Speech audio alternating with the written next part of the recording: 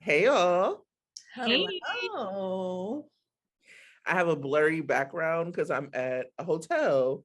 I tried to be fancy like Tara and like do a GH background situation, but it was just like my face covered by like the uh covered by like the quarter-made like living room. I was like, okay, well, I guess not. We really want to see your face as much I'm as like, we love a fun background. I'm a boomer over here with the background. So Me too, because I haven't quite navigated how to do the background and not have part of me disappear.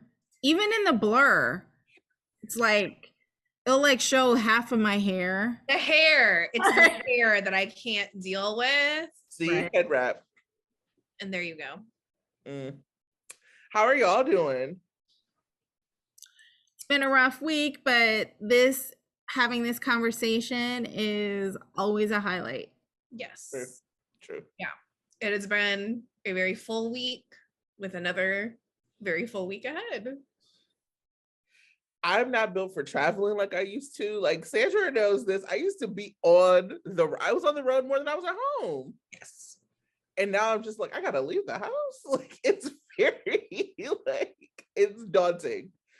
But let me tell you, so I'm doing this project, and so we went to San Diego Comic-Con to do like a side project. Like I'm not important enough to get into Comic-Con. Oh, please don't think that. One day. And so we do like the side thing, and it was so cool. It's at the San Diego Library. I'm like about to Leslie Nope it, opposite of Leslie Nope, and tell you how amazing this library was. Like, I mean, it was crazy. I was like, what is going on here? The Comic-Con library? Huh? The Comic-Con library? It's like in San Diego, it's like their central library, and like Comic-Con is like built like it's like Comic-Con's like a campus almost. So there's like inside Comic-Con like at the convention center, but there's also like different places around that have like side events. And so we had kind of a had a little side event at the library. So I had to be in LA doing a Zoom like later that like, so basically the way it was is that I just could not like take the train or any other way. I had to get like a car, which was already like too lavish for me. I was like, this is so expensive. Oh my God. So the guy rolls up in a limo. I was like, what guy though? Right. So it was like, he's an older Black dude. And you know me, because I grew up poor. I was like, oh no, I can't afford this. You got to take this back. Like, you did not. And he was like, no. Like, you had a town car, like a normal car, but like something happened to it, and we wanted to get you where you needed to go. And the only option was this limo. I love it. So I like ride from San Diego to LA in a limo. Wow. I pull up to my hotel, and they're like, people are looking at me like, I was like, yes, I am here. And then I went to sleep. So that was because I was exhausted. I did my Zoom, and then I went to sleep. Wow. You are like, yes, I am in fact that bitch. And everyone is gonna know. Right. I'm rolling up in this limo. In the words of Lizzo, I just took a DNA test. Turns out I'm 100% not Nina's daughter. Oh, look at these connections. Did y'all see the Wakanda Forever trailer? Oh my God. I'm gonna be in the theater, probably triple mask, because I'm going to the theater to watch it. Yes, Tracy, we're gonna do an event. Let's do it. We'll talk to Calvin. We'll do something at Grand Lake. We're gonna do an event. Yes. I will risk it for, especially to see it premiere in Oakland. There's nothing like watching a part of the Black Panther franchise in Oakland. There's nothing like it. Yeah. Oh my God. I mean, it was so amazing to see it in Oakland. And then, they had that beginning, Oakland 1992, the way the audience screamed. Yes. About that. I'm still tearing up. That says that. I still have the shirt too. Oh my God, I'm just tearing up about it right now because It's it was so beautiful. So Chadwick, I said something to somebody who like one of our mutuals on Twitter, Havana Nights, and I was like, Chadwick could have lived 110 years and we still would have said it was too soon. Yep. You know, like he was just that important. And then I think about his legacy on soaps too, of like he was like originally Reggie Montgomery on All My Children. Yeah. And then he was like, y'all are clowning. Like, I gotta go. Like, and then Michael B. Jordan takes over the role and basically he becomes like the redemption character for all these white people and then disappears. yeah. Right. Whew. Did he go to the store or something? I don't remember. Basketball He camp. went to basketball camp. The most stereotypical shit that could possibly happen. They were like, you're black, why don't you go to Every once in a while, I would just be like, Greenlee, where's your brother? That's your brother. Where is he? And he was like part of the redemption arc of a lot of these characters. Yeah. Like, I mean, if you watch All My Children, now we're in deep cuts, but like Trey was like awful. He's like a dude he was actually from Milwaukee, but he was like awful, the actor. And he like redeemed himself by being in foster care like Reggie and taking care of Reggie. You know, like all this, and they were like, bye. But Chadwick, when he was in the role, like held like a knife at Finola, right? And I remember like when she was Anna on All My Children, because he might have been in the role for like a day or two. Oh, okay, because I don't remember that. It was very, very short lived. I'm like, what? Like, this is the stereotype. I'm not doing this. Great. Yeah, man. Wakanda forever, Chadwick forever. It looked beautiful. I was like, I'm gonna be boo-hooing in the theater. Yeah. No shame. I already got my outfit. I'm ready. What are you wearing? What you do? Well, you know I'm gonna be Afrocentric. Yeah. Hey, I might buy something else in between now. I forget it's in November. Yeah. I'm trying to dress like Angela Bassett. Ugh. Oh yeah. And her part is probably, it seems via the trailer that her part's going to be way more significant than it was in the beginning. So I'm excited about that too, because she's going to bring it and it's going to be amazing. Like, not to get into the Marvel DC fight, but part of what Marvel does is they have actors, okay? Thespians. Get in on there, like, all right. It's no duds. Like, people are acting. You have Angela Bassett, you have Lupita. Like, it is like Kane the Conqueror is about to be Jonathan Majors. Like, they're not playing around with the actors. Right, the Moon Knight series with Oscar Isaac. Oh my God, I didn't know he was that much of an actor until I saw that series. I'm like, dude, that needs to be nominated for an Emmy, Oscar, whatever, because his performance was amazing. To like smooth us in, and that's like I think the thing that General Hospital has, and it's frustrating. Yeah. It's not the same level, but it's frustrating because they have like the actors of daytime. Right. We don't get the stories that we should get. Apparently we need to do a Marvel podcast at another time because I could go on and talk about this. So Star Wars, Marvel, right. Let's get to the point of G. Oh yes, right. That hospital show that we watched. Sure. Not much happened this week, so that's why we were able to like wait. And you remember last week I was like, you know, it's just been preempted, and then we were like, we're gonna have a full week, and then the world said, no, we're not. Here it is. So you need. So here we go. Let's get into this recap. Let's do it. We start the week at Sunny's gym. TJ and Brando are in the sauna, and Sunny and Dante are in the boxing ring. Now, let me also say this. I don't think I realized that the sauna was at Sunny's gym. I was like, really? I didn't realize it was like the same place. Yeah, I didn't either. Great. Okay, it wasn't just me. Brando is frustrated that Sasha had a breakdown that he didn't see coming. Sunny tells Dante that he argued with Nina over purchasing the Metro Court, and in typical Sunny fashion, he left out that Olivia offered to buy it back from Nina for a profit. In walks Michael, Temp Michael, who we really liked, to apparently tell Dante that Willow is expecting a baby. It's to once again cut Sonny out of his life. We get it, Michael. You don't like him. We have a little weird situation with Dex defending Sonny and Brando not having it. Dante calls Michael out for wanting Sonny's attention. And I saw this like hilarious meme on Twitter, the one that was like, "Daddy, Daddy, watch me twirl." And that's what Michael was giving. Nina runs into Liesl at Nell's grave and they talk about her owning the Metro Court. Nina then runs into Willow at her dead baby's grave and asks if she's pregnant in a very strange exchange. TJ calls Willow to the hospital to talk about her case and lets her know her white blood cells are elevated. For those of you that got your doctor's degree at the Grey's Anatomy University like myself, we know what that means. We're going to need some of that rich white lady bone marrow that exposes hidden family connections. Can't wait. As for Brasha, Sasha has a heart-to-heart with Nina, and Brando hears that Sonny is going to go after Felty, the pap. Ultimately, Sasha is going home for some outpatient treatment. Yikes.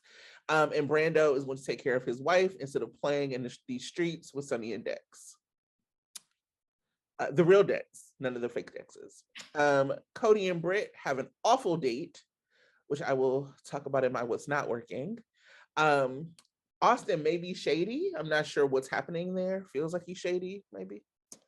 Spinelli tells Maxie he's behind society setups and asks her to keep it a secret because he is worried that people won't take it seriously if they know he's behind it. Poor Spinelli. DLQ and Chase put their scheme into motion. Their scheme being Chase sings and Link the Creep wants to sign him. Sure. We'll see what happens next. It clearly won't be in a bed. Finally, this is what we came for, all things Trina. Mm-hmm. Spencer tells Esme he knows she shot the sex tape and offers to give her her mother's identity if she confesses and leaves town.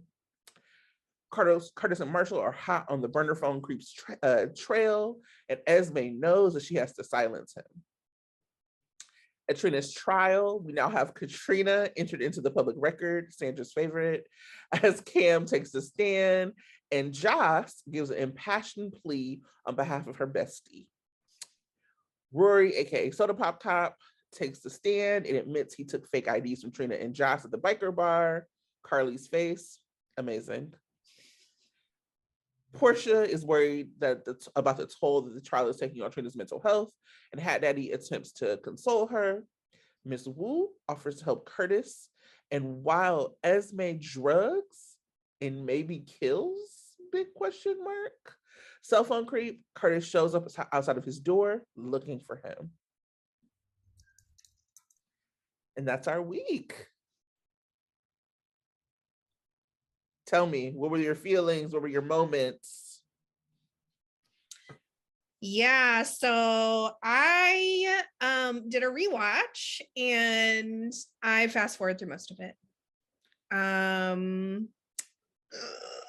There were things that were really, I think, really powerful performances that happened during Trina's trial. Everyone gave a great performance, even the people who I didn't like.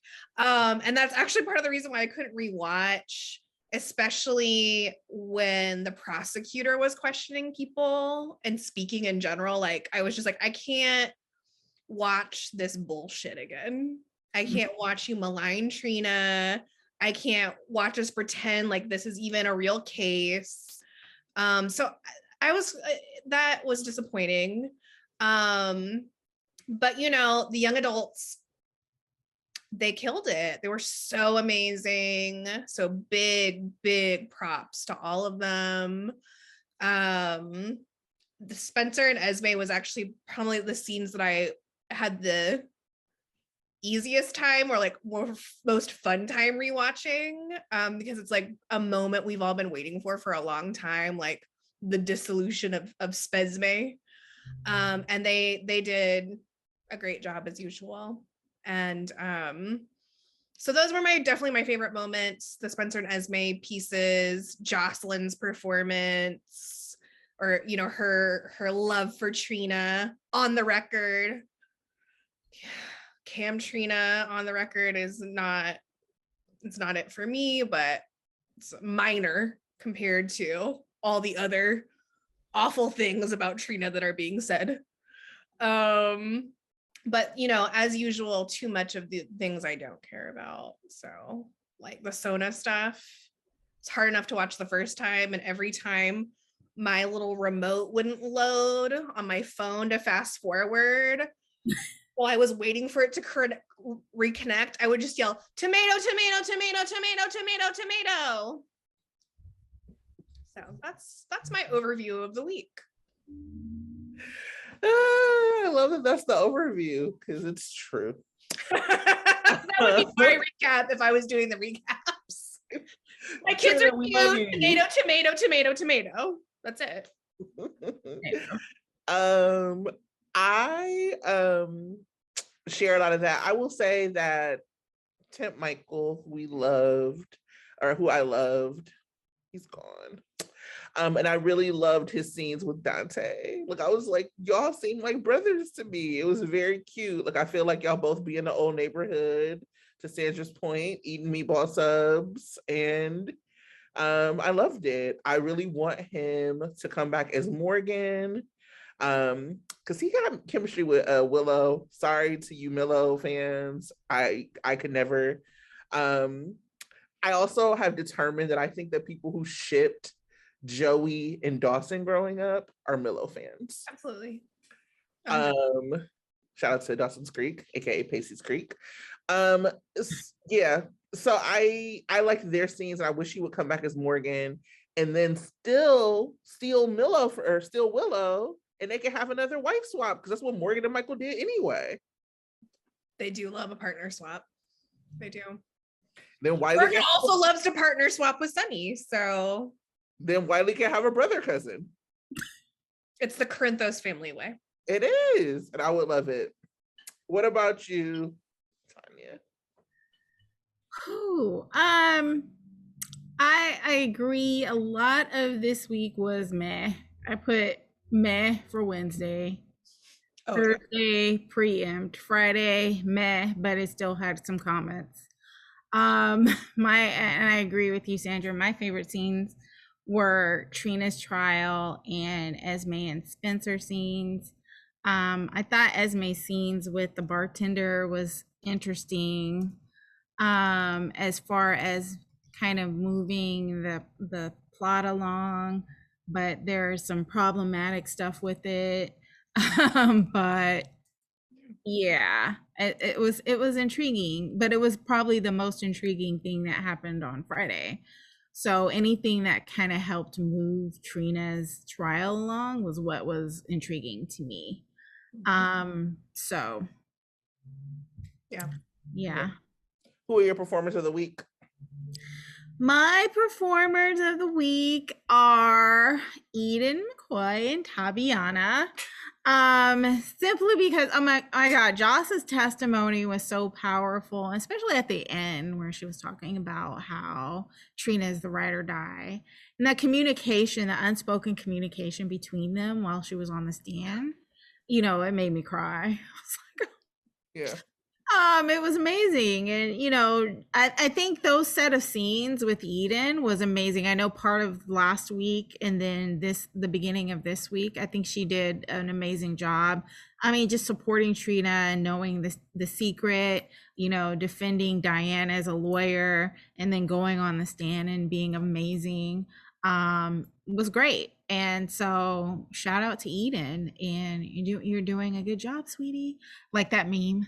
So I like that. And you know, Tabiana, because she had to sit there and react to everything, and I think she was doing a great job doing that. I can sense her nervousness, I can sense her dismay, I can sense, you know, wanting to say something but can't.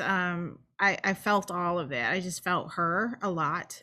So and I mean, we see a lot of courtroom scenes, right? And most of the time they're involving, well, I guess the one that was the most memorable to me was the one where Michael was on, well, not Michael, but Sunny was on trial. But everything else is just like, but this one is definitely more this scene was more memorable to me, and how, you know, Tabiana and Eden interacted with each other was great. So they get my top performers. So I also want to give a shout out to another actor, Johnny Wachter, because I mean, we often talk about Brando and Sasha and how amazing the acting is. And one of the things I noticed this week about Brando was, well, how amazing Johnny flits from being an affable guy, being a loving husband, and then all of a sudden, if someone's threatening Sasha, he becomes a menace. And he becomes like really intimidating. It's like flipping a switch, and it's amazing for me to see and how easily he does it. And I'm just like, I find him very credible as a threatening guy if he's pissed off enough, and, you know, because I think he's about it. I think he will kick some ass. And I love seeing it. I don't, you know, necessarily see that in other people who are trying to come across intimidating. I wanted to comment on, you know, new Michael, because my hot take for the week was, hey, Nuck If You Buck Michael is back, because he oh my God, he actually was believable as someone who's aggressive and will kick somebody's ass. The thing is, now, if you look back, Michael as a character was taught by Jason to defend himself and to be really good at defending himself. And that's how I see him, as not somebody who's aggressive, but someone who can take care of himself. That's how I see Michael as a character. But when we get new Michael in, he looks believable as somebody that will be aggressive and defend himself. And so when he was like that with Dex, and I know it was all part of an act because Dex is on his team, but he actually seemed like he would be aggressive. Like, and I guess it's because he's from New York. I don't know. And that's a stereotype. Sorry, New Yorkers. But I think he really seemed like he was about it. And that's why I was like, oh, that's Nuck If You Buck Michael, because he looked like he was about to kick somebody's ass immediately. And so I found him to be believable in that aggressive stance. And the same thing with Johnny Wachter. I feel like he is playing an affable, lovable guy, but don't piss him off, because he will come for you and you will regret it. So shout out to Johnny Wachter in that sense. Yeah. I mean, old Michael can't be that way with Dex because the romantic tension is too high. It's palpable. It's palpable. All I'm saying. The way that it's not with, you know, with Meatball Michael. Who is like such a good Corinthos, right? And Chad's Michael is a quartermain. Yep. So take that as you will. I don't particularly care for either family, but one's certainly more interesting than the other. Right now. Yeah. So. Yeah. And Johnny Wachter does have like a really nice, like, quiet range. Like, he's very good at being subtle and understated. And giving great supporting performances, and it actually makes the bigger moments pop a lot more. So I really appreciate that about his performance. Like, I don't ever feel like I see him pushing it the way that some other folks might push it to try and get there. Yeah, and I echo what you said about Eden's performance as Joss. I mean, it's so clear that the best relationship that Eden and that Joss has is the relationship with Trina, and that love was like really clear. The performance was there in just like all of the right ways. It wasn't too much. It was just the right note, and I think that's really hard to do when you're talking about non-romantic relationships. And so, yeah, I mean, I'm looking forward to her getting a little bit more work within that range of like a quiet strength of like, you know, I'm breaking for this moment, but I'm gonna be strong for my friend. I'm looking forward to her getting a little bit more in that range because it was so good. It was very authentic and real. And like, it's kind of at the intersection of like Eden's growth as an actor and like how wonderful it's been to watch her grow over the years. I mean, she's always been talented, clearly, but you know, like she's grown now, and like this is her grown ass, emotionally grounded performance, and also the arc of Joss as a character and the ways that she's grown, and that actually finding her emotional anchor hasn't been really the boys in her life, which is what they've anchored her stories in before. It's really Trina. And so like those things coming together, excellent job, Eden. Excellent. And what you said about Tabiana is so true. It's so hard to sit, not have things to do, and still give a really compelling performance. And it reminds me of something she reflected that Nicholas actually said to her, which is that she's an amazing listener as a performer.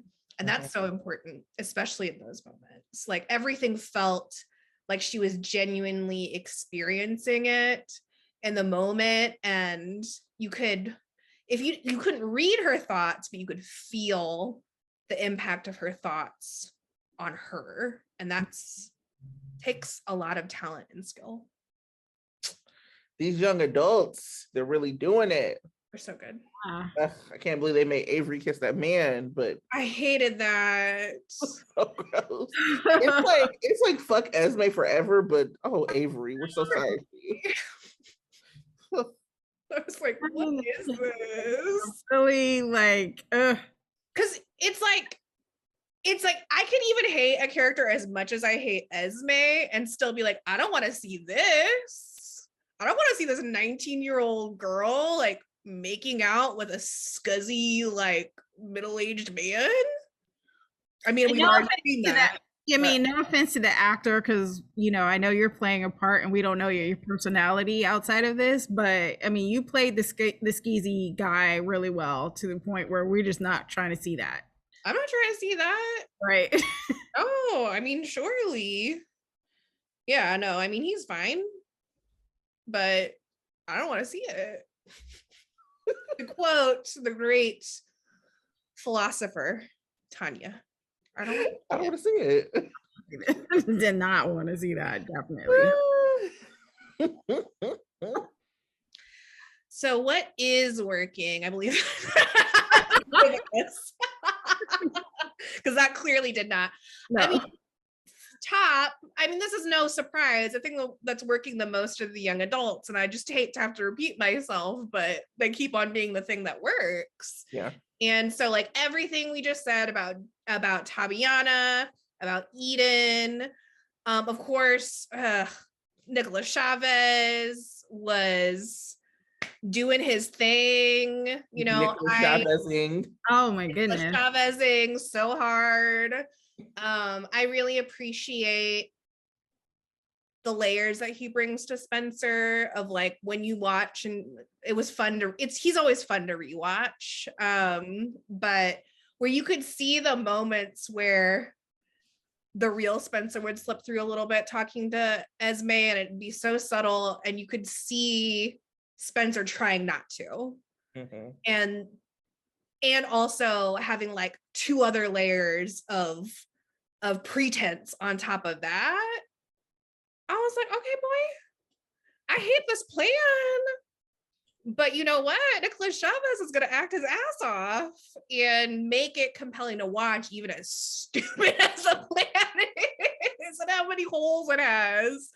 And I think Avery does such a great job of not humanizing Esme in a way that I feel sorry for her, but making her real. Like Esme could so easily be a cartoon. Yeah. Especially the way that she's written. You know, she's written like a mustache twirling villain, but that's not how Avery plays her. And she plays her as someone who is like, there are reasons why she is the way that she is without trying to justify it to the audience. It's just like, this is Esme and she's twisted, and it's based in something that feels really real versus whatever else is usually going on with the villains. Mhm. Especially the way that how flat they will rate women villains a lot of the time. So Mhm. she's great. She's just so talented. Everyone's so talented. We only saw William for like a hot second, but he did a great job too. He was very grounded. And William's another one of those performers that also knows how to support and Mhm. understands who the focus of the scenes are. And so that also takes talent and discernment. So I He's love those grown a lot too. kids. I know, I love our kids. He's also grown a lot too as an actor. And what I really love is that he's entering like his like 90s, 2000 pop boy era. It's like very clear. I'm just like, I could see you on like a little CW show when the CW was popping. Like I could like, you're doing your thing, William. I see what you're doing here. He did like a little interview in Soap Opera Digest, and they had like a picture of him. He had like a little earring. I was like, oh, you're giving me Brian Austin Green without rapping in the 90s. Without rapping. Don't forget that part. Please don't. William knows. So yeah, double tap to all of the young adults. I mean, I just love our kids. I'm like, please just put them on. Like, I don't want to see these other people. They are the future. A lot of the like older cast should be like supporting them. Like, we have folks who should have their own stories, and we have people who are so oversaturated that like their stories should be to support the young adults and not be getting their own sets of stories. Sunny. Like, I will also say what I said was working was Selina Wu. As an actress, I'm always happy when Lydia Look pops up on my screen. She commands attention no matter who her scene partner is. She has a presence that's like, I'm that bitch. Like, it's there, it's working. It's never too much of her. Whenever she comes up, like, I'm not even expecting her. I'm like, is that Selina Wu? Like, every time it's okay. And then as like a character, she is, if there is a future for the mob, she is it. Mm-hmm. Nobody wants, like, I'm over Sunny being in the mob. Sunny's over Sunny being in the mob. If like there's so much going on in Port Charles that he doesn't know about. There's like Selina Wu rolling up to Curtis like, I can help you. Sunny, how is this not you? So you basically became a cartoon villain in the scene with Esme, but we haven't really seen you since then. Yep. Where you been at? And then her being like, Selina Wu being like, oh, I know that bar. I own that bar. I got money in Aurora. I got money in Deception. Wherever you at, I'm at. Mm-hmm. And I appreciate, like, Selina Wu is looking at Sunny like, I'm everywhere and you never there. And I love it. And she is just really, for me, working as a character. Yeah. Yeah. That was my what's working. My comment was, you know, she's becoming a better mobster than Sunny, and he needs to be more worried about her than Michael, because she's more of a threat to his tenure, because she's, you know, being intimidating but being supportive, and, you know, helping the right people, owning things, slowly but surely taking over Fort Charles, and he's too busy chasing after Nina and, you know, worried about what Michael's doing. And, you know, for someone who says that, you know, he's cut Michael off or he doesn't care about Michael, he's too focused on what Michael's doing. And, you know, he's not gonna last very long if he keeps it up. Can I say something else about Selina Wu? Yeah. I think that it's also that, like, she, like, Lydia Look and Selina Wu are like very, like, they are she's sexy. Like, when she comes in, like, yeah, the way she moves, like, that is like embodied within her, but that's not her whole character. Right. And so when we've had other like women mobsters, like a Faith Roscoe, it was all about her looks. So we didn't really get to see like a business acumen. It was all about being like like whatever, like a foil to Sunny. Whereas to Selina Wu is like, I'm sexy, but we ain't gotta talk about that. What we gonna talk about is I'm a boss bitch. Right. And like, and here are the ways that I'm like doing that. And I think that that's what makes her work, that she happens to also be sexy, like that is a part of her character, but who she is all of these other things. And we haven't been able to see someone in that role, I don't think, ever come up against Sunny. Yeah, I think Ava's been a little bit different in that she's a little bit crazy and definitely evil. And so we don't focus on the fact that, yeah, she is hot, but she's also a little crazy and a bad mom and be sleeping with little boys. And so we don't focus on the fact that she's hot. Right. Ava was always portrayed, and really Ava and Julian both were as like very incompetent mobsters. Right. Very erratic. Yeah. I mean, like she was erratic and he was a coward. And that was always their characterization about why they lost to Sunny. Yeah. And Selina Wu is like a foil for Sunny, but like a powerful foil. It like she highlights all the ways in which Sunny is really falling short of the glory. And like a lot of her sexiness is that power. Yeah. It's that she's powerful beyond all this, which is hot. Don't get me wrong. All of this is there. All of this is there, and all of this is very hot. And when you layer on how powerful she is and the way that I think Lydia plays her energy, and it's like so precise and intentional, like that's like, okay, like what do you like to do for fun? Right? We still haven't seen that romantic side, but she's solidifying her spot in this world, and so hopefully we get to see that soon. What do you like to do on a Friday night? Right? I'm just asking for a friend that is me. You know, outside of gambling and menacing people, what do you like to do? Because what I'm also clear about is even if we don't see a love interests There with the S are present, whatever she wants them to be present. Right. Who's taking care of you? Who's taking care of you? Ideas. So text me. I'd rather be texted by Selina Wu. Or Lydia, to be honest. Honest about it, but so let's transition to what's not working. Yeah. Right. What's not working? Britt and Cody. So I'll say this, like I am my tropes, like the tropes that I like get up for, that I like in my books, like in my movies. I love a down bad man for a woman. Yep. And I love enemies to lovers. A lot of times those tropes end up blending, where like they're enemies to lovers and then he's down bad. See, like Bridgerton and Canthony. But there's a lot of things that need to be present to do enemies to lovers correct. Chemistry, interesting story.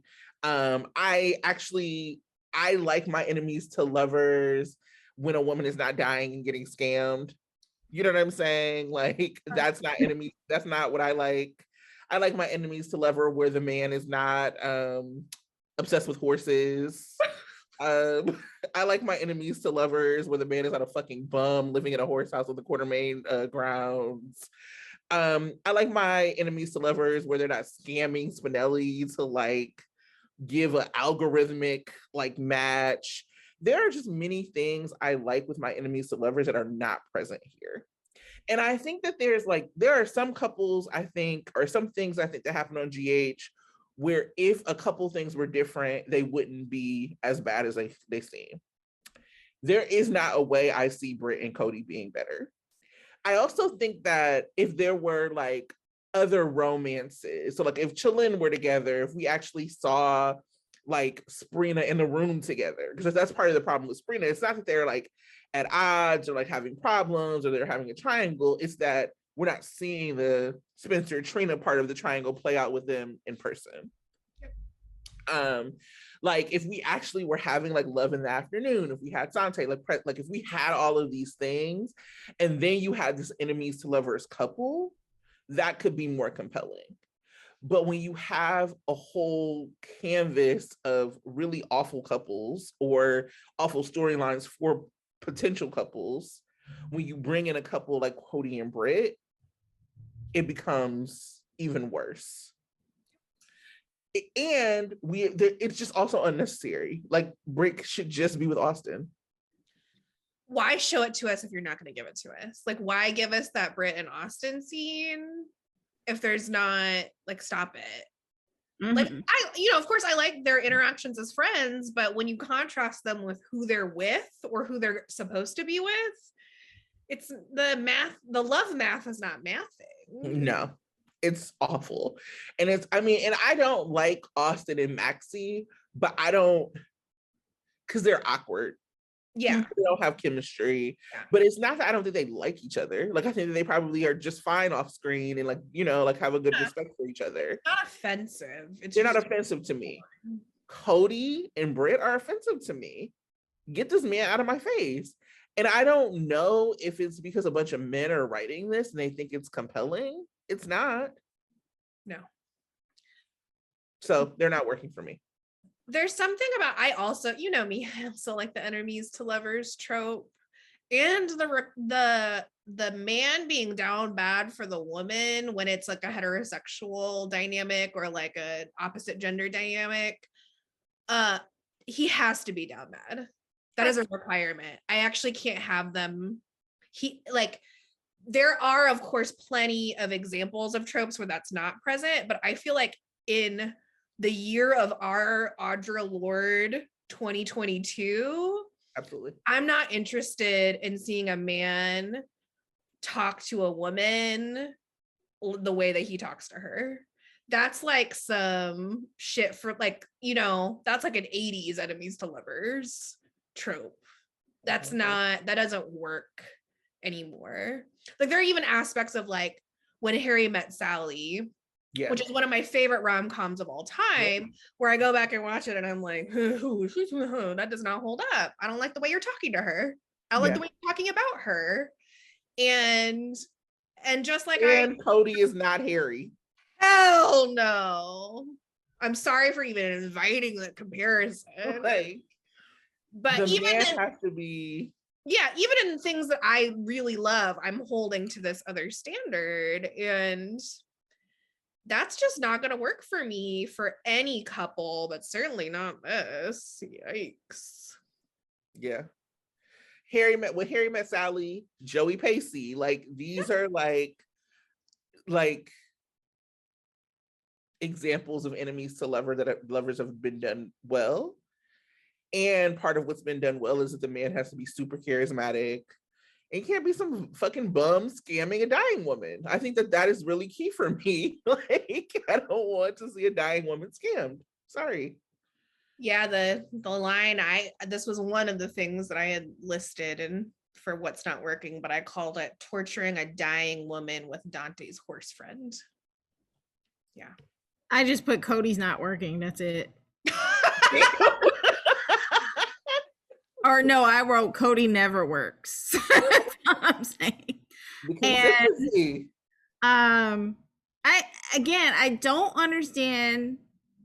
Again, this is more Spinelli's storyline. I don't understand what Spinelli's doing that warrants Cody's blackmail.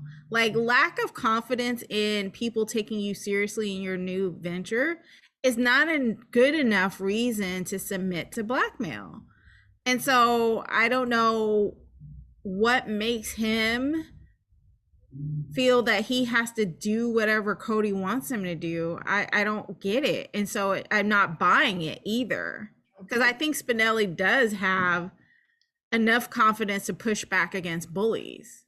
Like and then he tried to do it with Sunny and it didn't really work, but I don't think he even needs Sunny to do that. I think Jason had instilled in him enough confidence of him as a person to not fall into bully.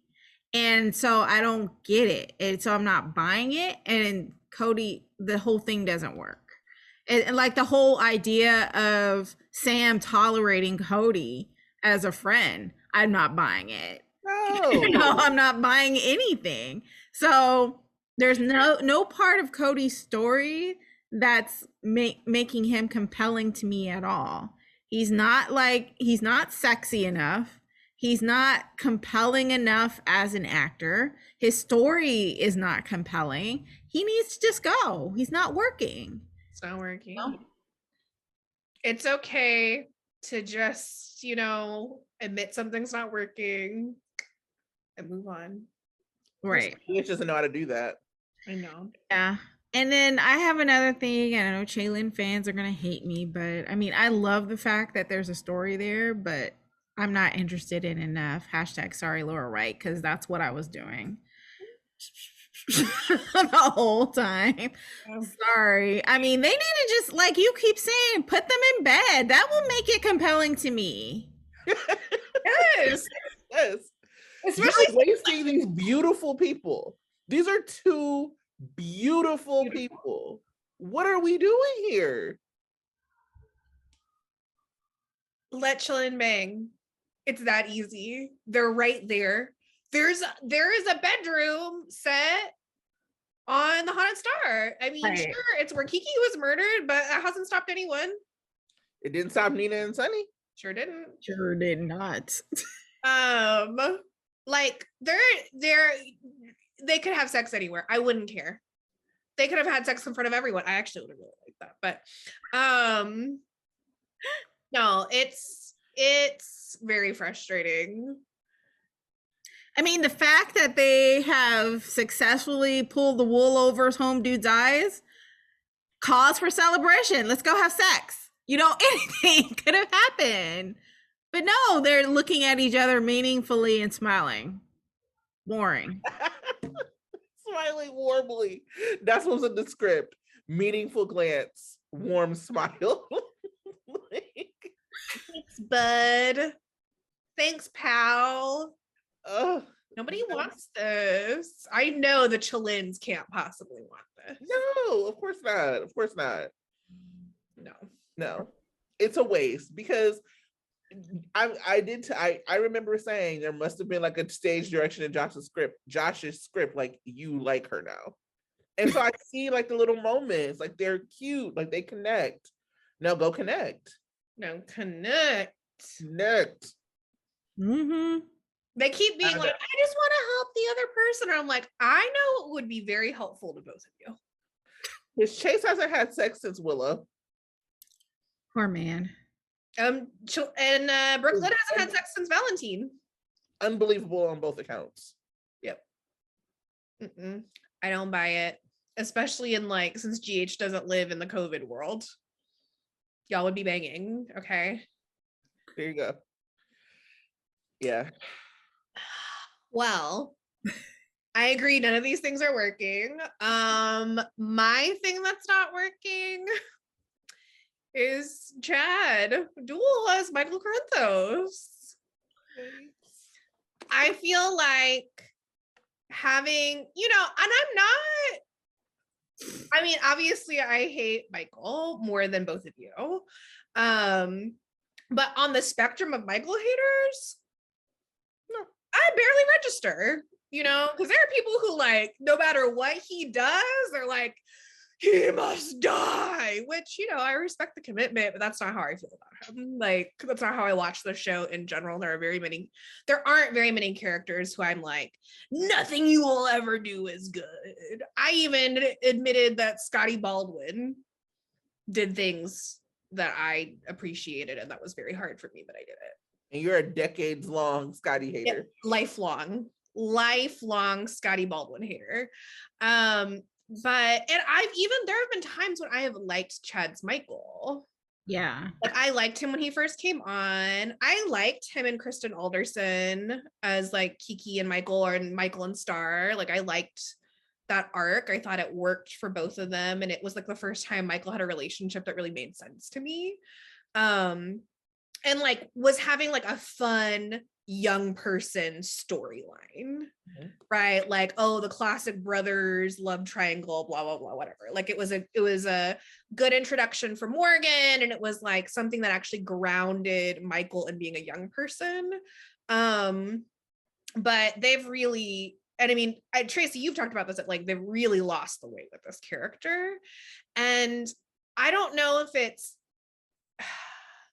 they need to write the character differently, or if they actually just do need a recast, or there's some radical shift needs to happen with Michael, because Chad playing Michael the way that he is not resonating with people. And it shows in the reaction to having, you know, Meatball Michael as the temp. Like I knew, of course, I knew the Michael haters when the temp came in. I was like, before he said a word, I was like, oh, this is the Michael temp? People are going to be asking for him to stay. But I'm now people. I am not, like, because before I was like, whatever, people are going to hate Michael no matter what. And now I'm like, well, you know, he does a really good Michael. So it does show that like a fresh perspective on Michael is really needed. And that could happen with writing. That could happen with a storyline change. That could happen definitely a pairing change, my God. But it could also happen with a recast, just saying. So there was like, I started to make a list of people Willow had more chem with than Chad's Michael, but then it was just like literally everyone. The door. Like baby's grave. The grave, for sure. There was more him there. Like I was like, we got a live one here. But because so many of her scenes are with Chad, I forgot what Katie could do, right? And like Willow's never been my favorite, but and she's been a little nicer than I like my characters, but that's a preference thing. But this just reminds me like, oh, like there is a spark there. She just absolutely does not have it with Chad. And so when he came back on this week with her right after she had been with Meatball Michael, God, I can't remember the actor's name. Meatball Michael is, what was that? Robert Adamson. Meatball Michael sounds mean, but I mean it with all the love and sincerity in the world, because I love meatballs and I appreciate a good meatball sub from someone who knows what a good meatball sub is. But yeah, but when they brought my Chad back on, ooh, it was rough. They seemed friendly off screen, right? I don't even think it's like they don't like each other. It's just that, you know, sometimes you just don't have chemistry, and that's okay. You can like someone and not have chemistry with them. So I even found myself being like, you know, if they invested in Meatball Millo, I could get on the Meatball Millo train, which is what I would call them if they recasted Meatball Millo. Yeah, Meatball Millo, and I would say it with love. And not Christine. Yeah, I mean, the last time I think Michael was like compelling, interesting, like semi-likable was when he was with Sasha and best friends with Chase. Agreed. And when they took that from him, I don't know what they were thinking. It's just like, I think that part of it is that they underestimated how much people liked Josh Wicker.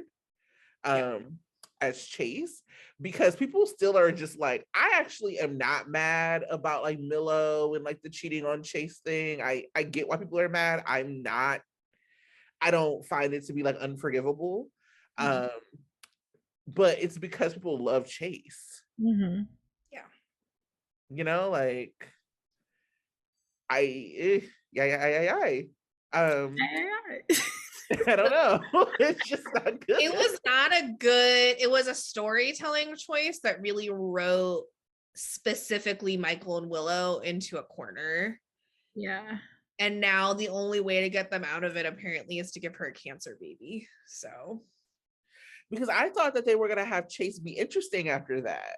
Like I thought that we were gonna have a Chase Austin team up to take down the Qs, and that would have been like some drama between him and BLQ. yeah, And like that would have like explained why they took so long to get together. But instead, Chase was like mad for a day, and then Michael just handed Austin the shit. And then like Austin, who is like here, is like not a Quartermain, even though you need more Quartermains. Like, what's the point here? and it's like GH never wraps up an arc that fast. It was like that was like a day's arc. Like that was just like, oh, here, bam, boom, done. And it's like you took the one interesting part of this storyline and you sped through it in like a week, y'all. You're not very good at this. Because I remember that like Chillo wedding. Whoo! Awkward. It was awkward. It's still like awkwardness just flooded my body, like cringe, just you mentioning it. But still, Katie had better chemistry with like sick, dying Josh Wicker Chase. That she had more light in her eye for him than she does. I could buy the feelings of distraughtness that we're coming across. Not for the reasons why Willow said they were coming across, but yikes. So sorry, not sorry, Chad. I would feel more sorry if I didn't know that you're a MAGA. I remember when I told you. I deleted him off of Instagram after that. I remember. Y'all gotta be careful who you follow. I can see it. And she will look. That's why I'm rarely ever surprised about people. I'm like, I was clear who they were. And then he's kind of leaning into this whole Marcus, Sunny. I saw in Soap Opera. Yeah, and that magazine, Hanging with the Fellas. No, these aren't fellas you need to hang with. When I saw that, I texted Tracy and was like, if I saw these three out in the wild, it would be really hard for me to stop from bullying them. And if I were with you, I'd be like, bully. You'd be like, excuse me, we'd like to order a case of tomatoes, please. Don't worry about it. And I would just throw them at Marcus. I wouldn't hit him because I don't want to charge, but I would hit around right him. His head. Yeah. Around him. Yeah. Come outside. We just want to talk. Yeah. Well, that is a hot take. So let's figure out what additional hot takes we have. I don't have many because I just could not rewatch these episodes. It was so bad. But I do have a few. Yeah, I have a few. Not too many. A couple. Yeah. Go ahead, Tanya. It's on you. Well, I already told you the neck if you buck. I would say, yeah, I had a reaction on Tuesday that I didn't talk about already. The ADA is stupid. Like, how are you going to put up witnesses that refute your main point of attack and cross? Ma'am, this is, prosecution 101 in my book, and I have never gone to law school. Don't put up anyone that can refute your case. That just doesn't make sense. I went to the Diane Miller School of Law. Right. I guess I'm the Law and Order School of Law, and it doesn't make sense. Law and Order, Alan McBeal, all of them. They all say the same thing. And I'm aging myself, sorry. What is an Ally McBeal?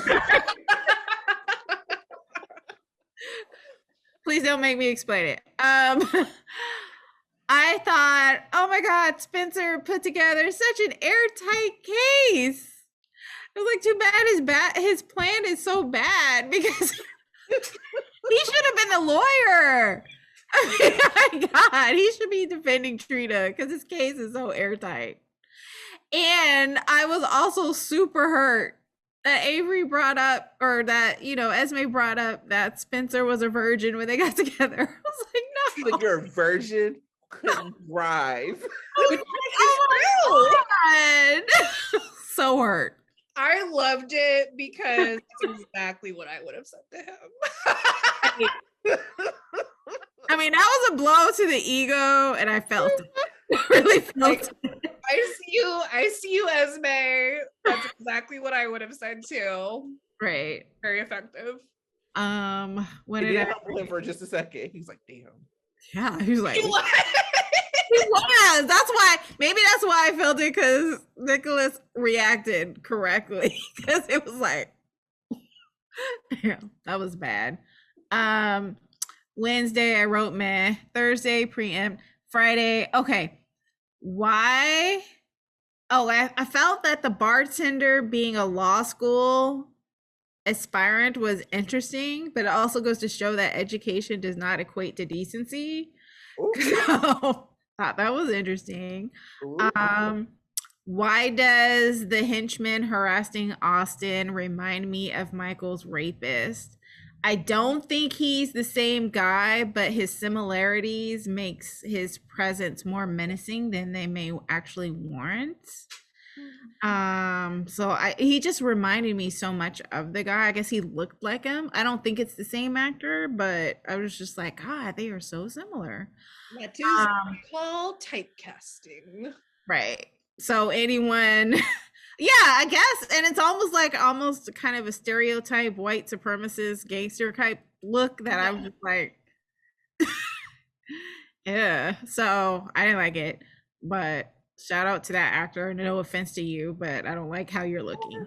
And then I'm thinking, I don't know, and maybe I'm giving too much credit to the writers, but I'm thinking Britt catching Austin with the henchman leads me to think that they're trying to make a Britt Austin match endgame, but I don't know. Please. I hope so. I want Spixie back. Yep. That's what I want. That was one of the things that I had that was working, even though I don't know if they want us to think that it's working. It is. Give me Spixie. It was so easy. Like, as soon as they were interacting, I was just like, this is it. Is this why you never have these two interact anymore? Because I would be like, oh, this is actually what like chemistry looks like. Because that is like, they have such a natural chemistry, and really in every sense of the word, right? Like, it's maybe not the spicy chemistry of like other couples, but they really bring out like the best performances out of each other. Great. And bring out just aspects of each other's characters that make both characters more real in a way that they haven't actually been able to do, in my opinion, since they broke up. Because I'm not a Maxie person. I did not like Nathan and Maxie. I didn't hate it, but like I was never on board for it. I thought they were boring because he didn't really bring out anything in Maxie that was interesting. He mostly just made her feel bad because she's not a good person. And that's like not a good dynamic for Maxie. Like what I liked about Spixie, and of course it got tired and awful at the end, and like I think all of us were tired of Spixie by the end of it, but they brought out, Spinelli is technically like a better person than Maxie, right? Like he's kinder, he has better instincts to do good. But he wasn't ever really about making Maxie feel bad for being a bad person. He was about bringing out her inherent goodness. And that is the vibe that I like for like a bad girl, good boy dynamic. Don't like stop trying to change her. Like let her be who she is, but the best version of herself. Plus, I will forever be holding on. Early Spixie, Maxie's asymmetrical haircut, I still think about it all the time.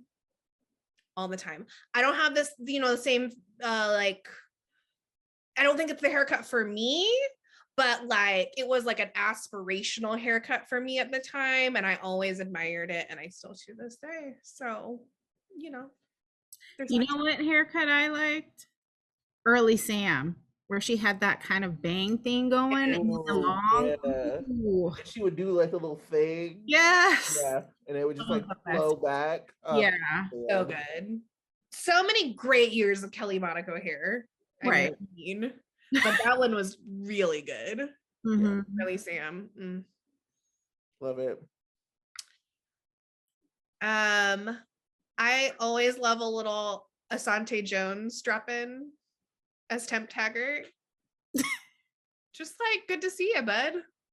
Good to Hey. see you. I know Rael's coming back again.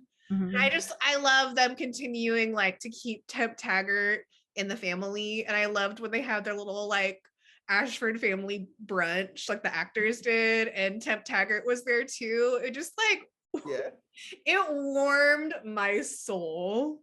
Yeah, so I was just like, oh hey friend. I think Temp Taggart should be a character. He doesn't necessarily need to be Trina's dad, but I think he should be on the team. Sure. Love it. I'm down. Let him be I love okay. long lost Portia brother or something. We don't know enough about Portia's family, that's for sure. No, well, we should find out more. Right. Because we're about to be finding out more about Trina's heritage, yeah. I don't like it. One of my favorite lines from the week was, Esme, you are the last person I did this for. Oh, I loved it. And I started writing down like other lines that I loved, and there were just so many, but I just really, that one stuck with me because it was like the, ooh, it's coming. Ooh. And then just they played the hell out of the subtext. Like, I know I already talked at length about them. I'm not going to talk about them a whole lot more, but I was just like, damn, these kids are smart. Mm-hmm. Take notes, everyone else. I also had that I love Dante and Michael Meatball Michael. Very cute. Nina accosting Willow in the cemetery was so bizarre. Like, I was like, what's happening? Why? Like, what else is there to say about it? It was crazy. Like, y'all are both here to grieve. Why are you acting offended that she doesn't want to talk to you? Or like information about her life?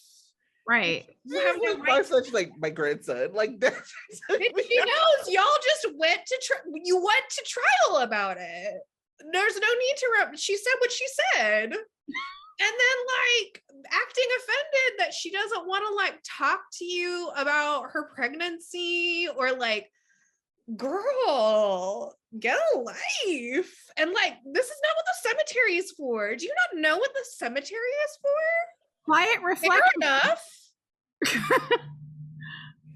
You're there as much as you're at Charlie's. So, you know, is it the new Tano? Like, do you think that this is where you're receiving callers?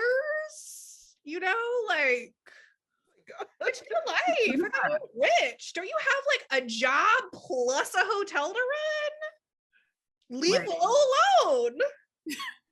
And then she was like, and look, Carly's winning. I was like, with Willow's pregnancy? What's going on here? Like, that was crazed. I forgot about that part because I fast forwarded through it, but it's just like, no matter what, Carly's always gonna come out on top. I'm like, girl, you got her husband. Leave her alone. In her hotel. And her hotel. You are on top. Well, I don't know about the husband part, but the hotel part, yes. Right. But I'm just saying, you've taken a lot from her. Yeah. You need to let it go. She doesn't like you. Nobody does. Yikes. Tabiana is effervescent. Just on screen, glowing, radiating talent and wisdom beyond her years. I love how quickly Joss turned on Cam for being late for Trina's trial. She's like, where have you been? Oh, you taking care of your sick family? Well, Whatever, get your priorities straight. it's like, it's so clear that Joss's priority is Trina. And same, like, we're on the same page. And you need to be a little bit more punctual. And of course, Tracy already named this, but I'm very annoyed that Cam Trina is on the record. On the legal record, they were not a couple. They were not a couple. They did not even have a love story. Their story was so disrespectful to Trina. Right. I would just as soon forget that it ever happened. And like, if you're trying to get me to continue to like Cam, you gotta let me forget about Cam Trina. Because let me tell you, I wasn't for it then, but like rewatching it now, I'm like, you really did my girl wrong. So let's move on and like not have it on the public record. Ugh, everybody's making more of a thing of it than they are. It's crazy. Yeah.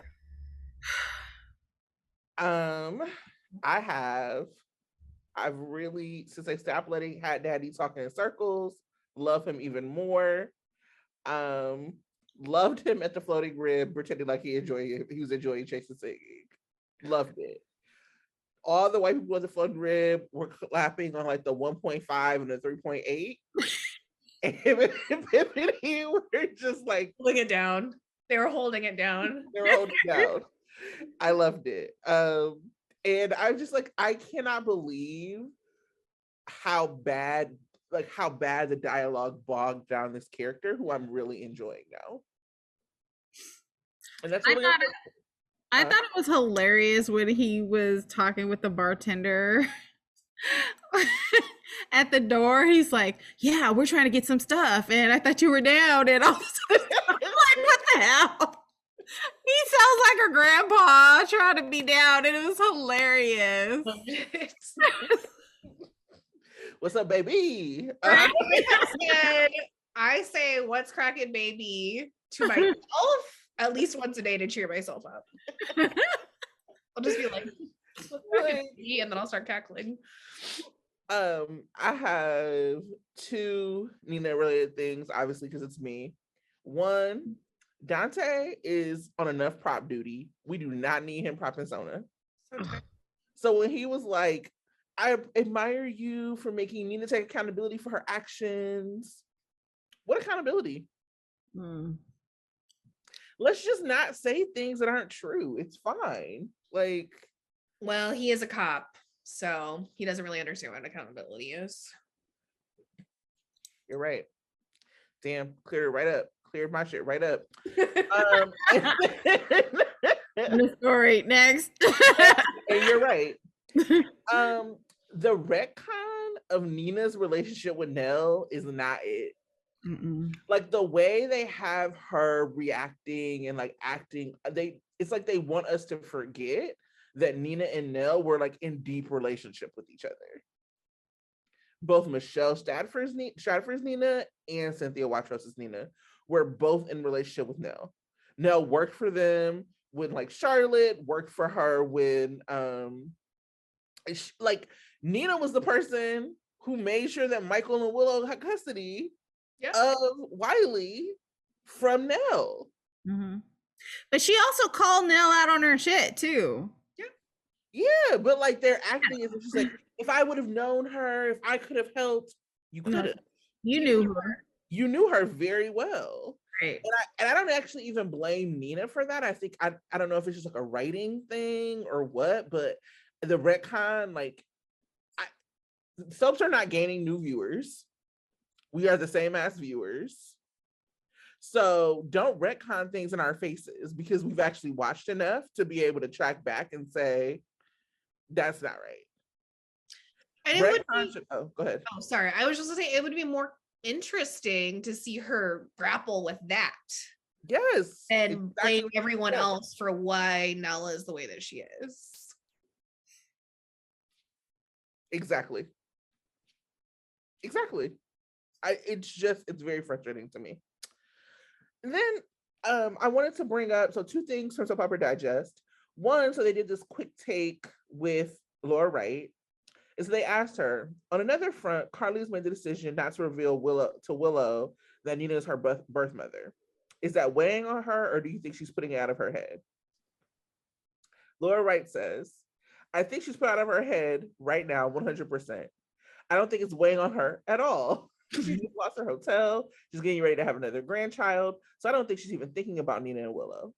Willow told her flat out to her face, I don't want to know who my mother is. If it turns out to be someone as awful as Nina, it'll ruin our lives. She basically told Carly, if you know, don't tell me. Laughs. So Carly thought, one last thing for me to worry about, done. When I read that, I cracked up. I was like, damn, that is what Carly would think. Yes. Totally. Totally crazy and fucked up, but yeah, that's a Carly thought right there. It is absolutely a Carly thought, but I really need to be clear that it's not a Laura Wright thought, because part of the problem in general with all of these characters is they don't let people just be villains or do things to do them. Everybody has to have like, oh, I bought Carly's hotel so that she would like forgive me and we could be. No, you didn't, girl. You bought that hotel because you don't fuck with Carly and you wanted to one up her. And that will be interesting. Carly, quit playing like, or Laura, Carly, quit playing like you shouldn't have told at least Willow about Nina being her mama. Like, I just feel like there's so much, and there's a difference between like a point of view and like a excuse with characters. I think that you pointed that out really beautifully earlier when we talk about Esme. It's okay to have a point of view, but like, let's not pretend like these characters are correct in the shit that they're doing. And I think that those kind of things come across in performances, and it's just not. I think that that's why some of the performances are so like choppy and disjointed. Mm-hmm. Yeah, because there does have to be a difference between you understanding and just like there is like a level of justification you have to do, and you put that away when you're not the character. Mm-hmm. I really just read that as like I didn't personally read it that way with Laura. She definitely does that. That I really just read it and I was like, well, you're not wrong. That is exactly what Carly would think.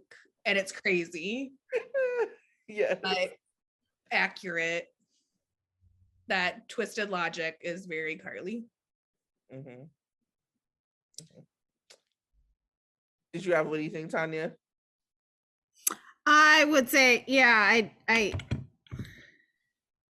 the only thing is that's twisted it for me. Like, I totally believe Carly thinks that way, but it's twisted that she thinks that Willow gave her permission to because that's not what happened, Carly.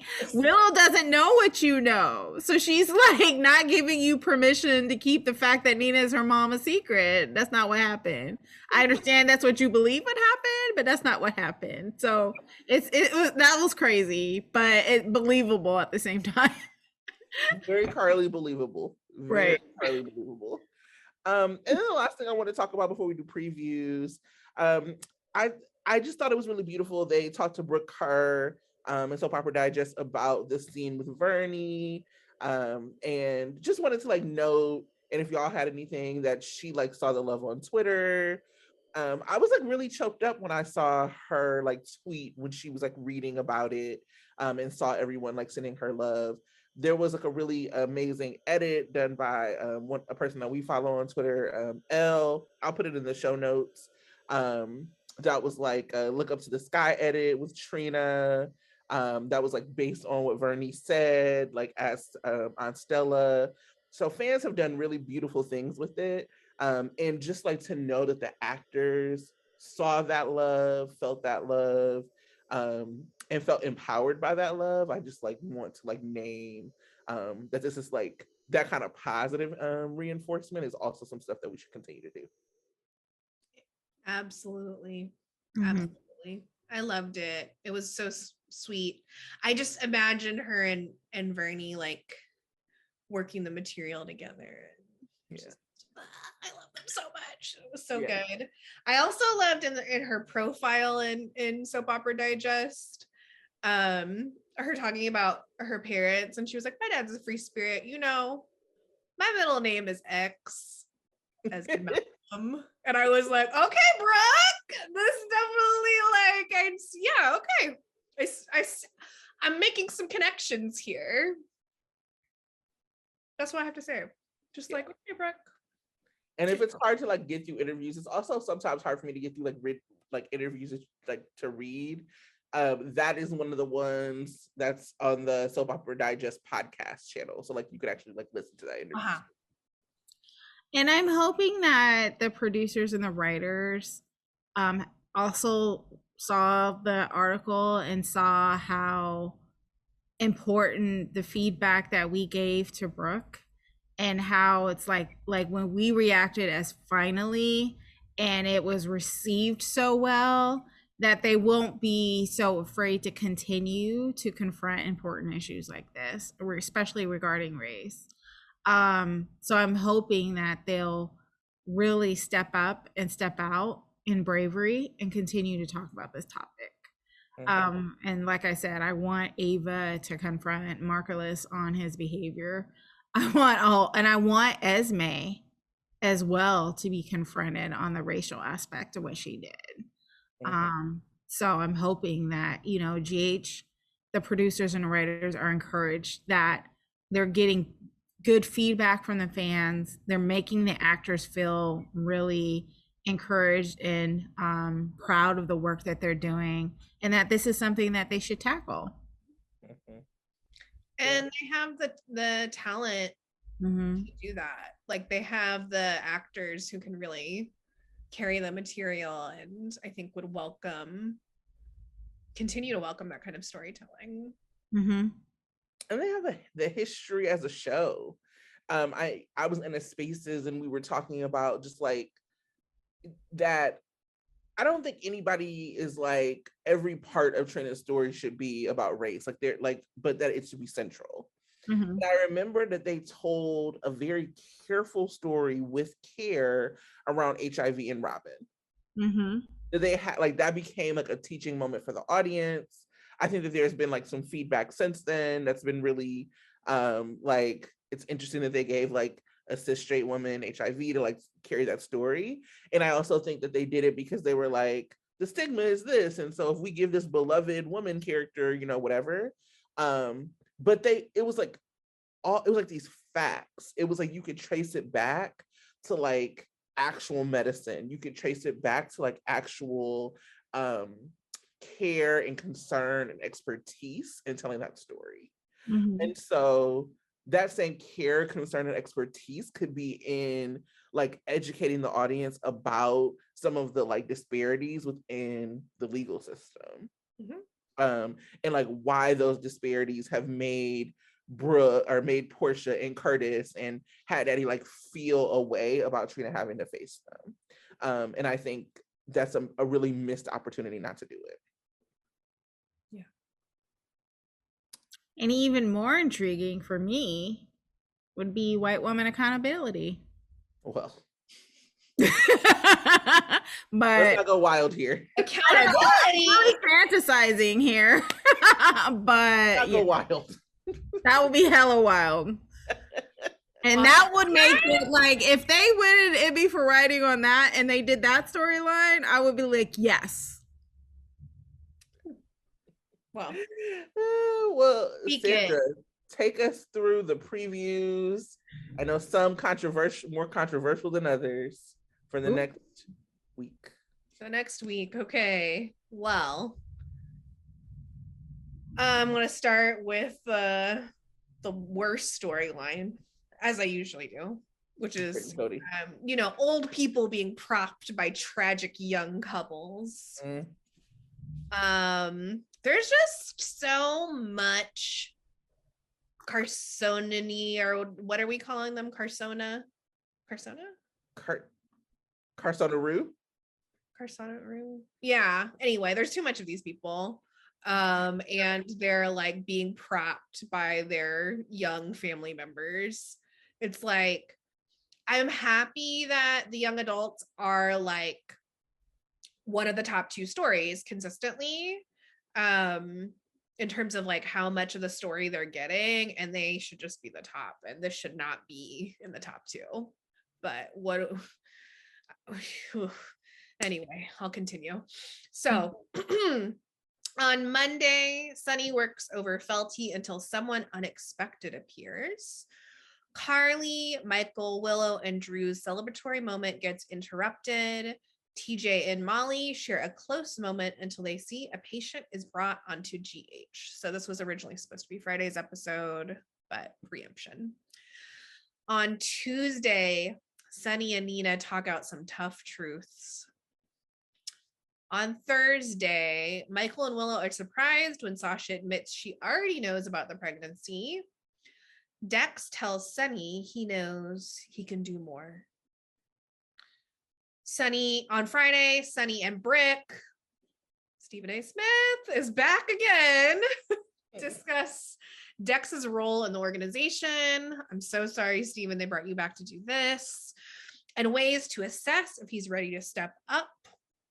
Sasha and Willow share a warm moment of support for each other before tensions heighten for them both. Brando finds Michael with Dex. And suggests they go to Sunny. Anyway. Whoa. Suggest they what? Go to Sunny. Oh. Next. All right, next. Then of course there is the other equally awful storyline that thankfully doesn't get quite as much airtime, which is Dante's horse friend scams dying Dr. Britt Westbourne. When Cody's attempt to charm Britt fails, Maxie offers help. Again, showing Maxie's not a very good person. You know, I love Maxie for a lot of reasons, and it's not about her being a good person or a good friend. She's just not. Then, now I'm going to talk about some shit I do care about. So on Thursday, we got a little Sante. Mac makes a suggestion to Dante about his career, prompting him to take action regarding his future with Sam. I hope that action involves a shower, to be honest. Or Sam's bedroom set. Or maybe they will combine their home sets into one set and live together. And a combined set that includes the shower set and Sam's bedroom. I'm going to speak that into existence. And on Monday, Valentine makes a romantic gesture, but Anna tells him she can't deal with his dishonesty anymore. It's gonna little Vanna. And then it's a big week for our kids.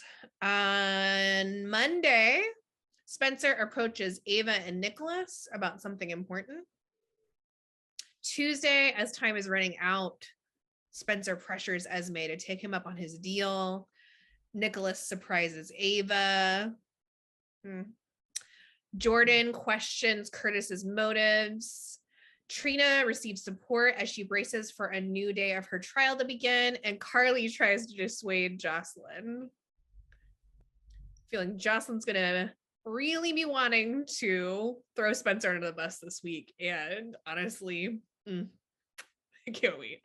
I want my child to go to jail, and he still needs to suffer.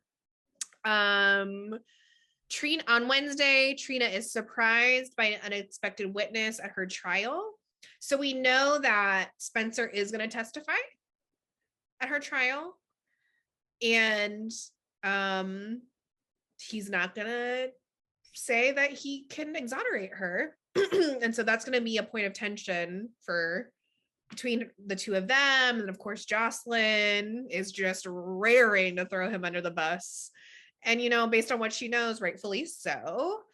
But that there will also be another unexpected witness that Diane calls before she calls Trina to the stand. So Trina could both be surprised by Spencer, and there is another surprise. Yeah.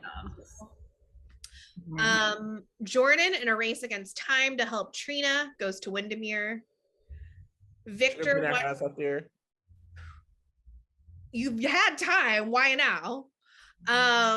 Victor wonders what has Nicholas on edge. And Esme seeks help from Ryan. Then on Thursday, Nicholas rushes to the courthouse to try to get there before the truth is revealed. Diane sees an opening in Trina's case as a new witness is called to the stand. And on Friday, Spencer makes an important decision and Esme gets ready to leave town. And that is the week ahead. So that's intriguing, because what could Nicholas want to rush to the courthouse about? Well, there's the truth about Spencer. Don't care enough about Spencer. Right. I think the surprise witness might actually be Esme. It's possible. And he's afraid that Esme will be like, I slept with his dad. Yeah. Or something. Like, that's my alibi is that I was sleeping with Nicholas. I don't know what he might be afraid that she'll say. Well, because Esme actually knows about both too. Spencer's not the only Spencer, Trina, and Joss are the only people that know that Spencer could exonerate Trina and that he violated or he broke out of jail. Yeah. Esme knows too. So. But does Nicholas know about that? Nope. No. Oh yeah, that's not his motive for running to the courthouse. But Esme could tell him. Right. Oh, yeah. There's like a whole week of action that happens before this. Mm-hmm. And it's possible Spencer could say something about it. Oh yeah, maybe that's why he goes to Nicholas and Ava or something. Oh. I was hoping it would be the nanny so that Sam could have done something in the case. Right. And not all these people dropping the ball on for Trina. Mm-hmm. And yeah, I think it's interesting that Spencer's not going to exonerate Trina. They have made, I think there was a reason they made a big deal of Trina saying that, like, I think it was a reason they made a big deal of Trina saying that it wouldn't fully exonerate her. Like, that's what she said to Joss. Yeah. She's like, it whatever. So I think that there's a reason for that. But I'm interested to see like what happens. Esme also told him, if you say a word of this or any of this to anyone, I'm sure as hell not going to help you. Right. Like, you better not say a word about any of this to anyone. So I still love it. And I also wonder if that might be a part of him making an important decision at the end of the week, is like, right. Oh, actually my plan didn't work. So now what am I going to do? It's like I always kind of thought that he would be left with this being his only option. Either Trina goes to jail or me. Right. Now what I really hope that they don't do is have both of them go to jail. Because that does just seem like a GH thing that they think would be romantic. Like, wouldn't it be so romantic if Sprina went to jail together? No. I'm not interested. Yeah, I think that like, no. Which is exactly why they would do it. Yeah. I also think that I am not so concerned that he doesn't tell on the stand. I think that for me in general, I thought the plan and all of that, like, it does not change how I feel about any of this, which is that Trina is upset, feeling abandoned, feeling all of these things as a result of Spencer. Mm-hmm. And like, when people were like, well, Spencer's doing more for her than insert other name. Yeah, but insert other name isn't the reason that she's in this predicament. Mm-hmm. And so he actually owes her more. But I'm not actually concerned. I think that Spencer will step up and eventually do what's right for Trina. I think that the question is about, like, I'm not at all concerned about that. I think that eventually that's what it will come down to.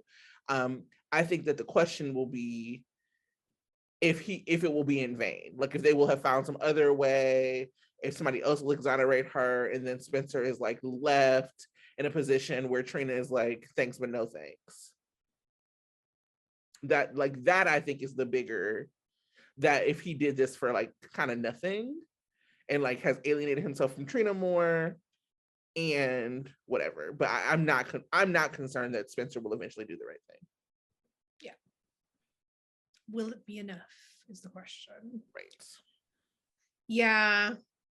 I could even see him being the one to exonerate her and her still being like, right.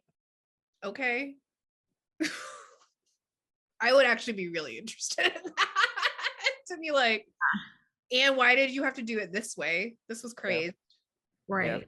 I'm really looking forward to ChaLynn and Cam having it out too. I'm not gonna lie. Well, I feel like that's what the spoilers are for week after this. I feel like there's some Joss and Cam stuff. Eden has been liking Joss and Dex stuff. You know, Eden could be a little chaotic with her life. She is chaotic a little bit. So Joss and Dex. Because I do not want. No. God, what do I? Ooh, I don't like chaos, but what did Eden do to deserve that? Right. Jex. No. Yes. I think a Selina Wu cousin needs to come to town, and then that's it. Of any gender. Yeah. Just saying. They friend, whoever. They friend. Yeah. But that, you know, it's like the first week that I've even cared to speculate in a really long time. So the spoiler rollout and a lot of the episodes, it's like they're on at least one of them is on every day this week. So the storyline will be on all week. And they're, especially Tuesday, it looks like it's going to be like all of them. So yeah. Besides that, Sona, but you know, all the more easy for me to tune them out. I mean, it's been really difficult to speculate because things just haven't made sense. I posted up like this thread that's like, what is the thing that makes you the most upset? Like the thing that like doesn't make the most sense about Trina's storyline or about this. That like was a very popular tweet too. I saw that. Yeah, and like one of the things that really frustrated me was like the DA was like, her case hinges on Trina setting up the camera when Joss and Cam weren't in the room. When they were outside. Yeah. Yeah. So if you know that could happen, then you know that Esme or Spencer could have set it up. Right. Because remember when I said Spencer made a good case, he pointed out that they all went outside skiing and Esme didn't. And so that was also an opportunity for Esme. It was when they were in the living room. Yeah, they were in the living room. He pointed out when she could have done it. Yeah. Yeah. So there's a lot of opportunities where Esme was alone in the house that could have, and yeah, she didn't, like the lawyers, none of the lawyers explored any opportunity of when anybody else could have done it, only Trina.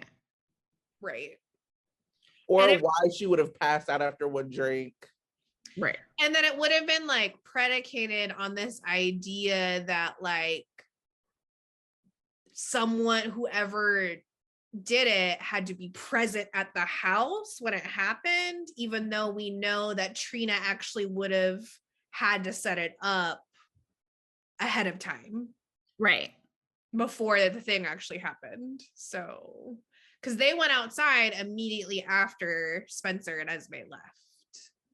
So it would have been the same time frame, basically, that Esme set up the camera that Trina would have had to have.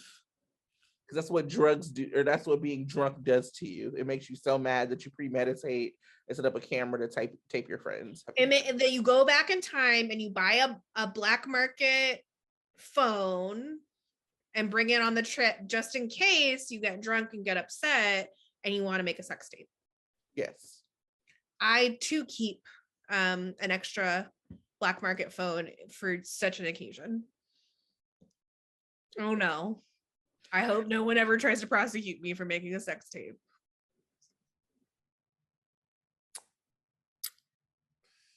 Well, on that note. Which is a weird note to end on, but what a note. That's what they're gonna roll it back in court. Like, I hope no one ever tries to prosecute me for making a sex tape. that would be weird if all of a sudden Carly's like, I got a gang of phones. Are you trying to accuse me? Me? Me? Of all people? Actually, yes. Oh, well, we can You are end. definitely on the list of people who I think has it in you to make a sex tape of someone. Okay. She doesn't, I mean, she doesn't have to. She walks in on people all the time. So That is a walked Right of on. Carly passage. Getting walked in on and walking in on. Walking in on Sunday specifically. Right. Well, thank y'all for listening. Happy Leo season. Happy birthday, Erica, with a K. Happy birthday, Erica, with the K. And we will see y'all next week. Bye. Bye.